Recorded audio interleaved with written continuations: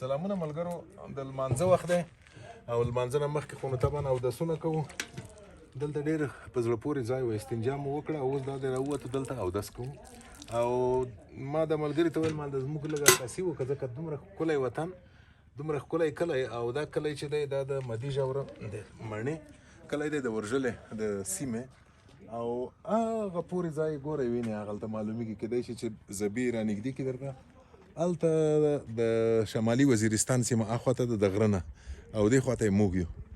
او د پاکستان پوځ څه موده مخکې هلته د جمهوریت په مهال دې خواته هغه ځای کې وینې معلومیږي، کیدای شي تاسو ته معلومات وي یا دا چې رانږدې شي. دا ویډیو کې لیدل کېږي، ویډیو کې ښکاري د اغزن تار یې تېر کړی دی.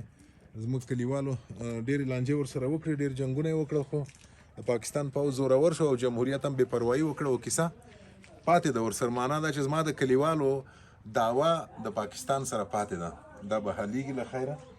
او ډیورن خو یې لا پرېږده چې د ډیورن نه دې خواته راغلي دي، زموږ کلي ته راوښتي دي. نو ښه په هر صورت خبره سیاست ته ولاړه. دا خواته خوست دې خواته دی که نه؟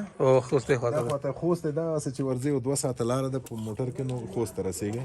او په دې غرونو کې داسې کږه وږه لاره راغلې ده، او دا لاندې دې ځای کې داسې اوبه تللي دي. اوبه هغه زمونږ یو بل کلی دی، د هغه نه راغلی دی لاندې داسې.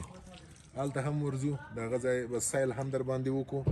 خو د اوس لپاره دغه ځای را سره وګورئ که نه. دا زه به اودس وکړم ته دا هغه ځای داسې